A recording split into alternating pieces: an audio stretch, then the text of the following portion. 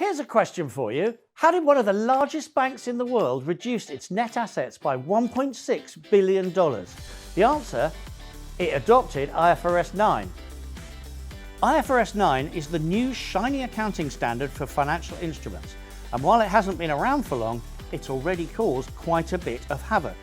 Barclays had to offset an estimated £2.2 billion decrease in shareholders' equity upon implementation, and HSBC faced the astronomical $1.6 billion reduction in its net assets.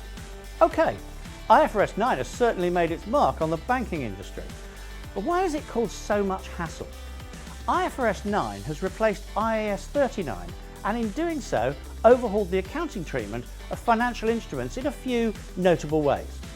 Classification and measurement. Under IFRS 9 there are now only 3 ways to classify financial assets. 1 at fair value through the profit or loss, 2 at fair value through other comprehensive income, or 3 at amortised cost. So it's simplified accounting for financial assets. That's the good news. The not so good news? The new standard requires more assets to be valued at fair value, increasing the risk of volatility in profit or loss. That's what caused such a headache for HSBC. Next up, impairment of financial assets. IFRS 9 has introduced the expected credit loss model, a new approach to recognising impairment losses on receivables and loans.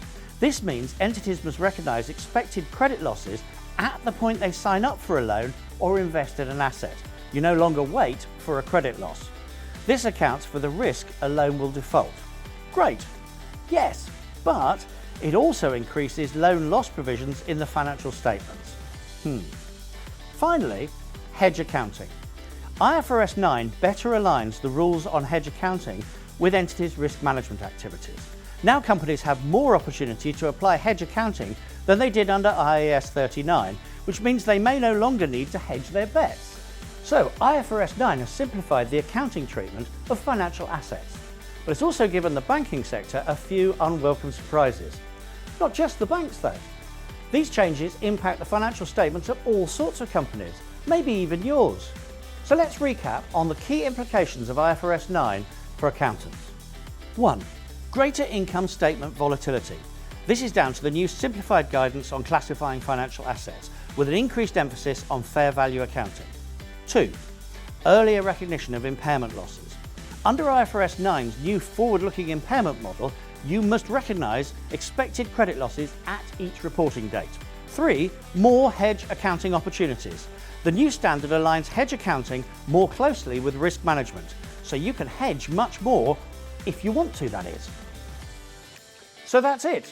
Hopefully with our 3 tips, you'll be better prepared than HSBC was.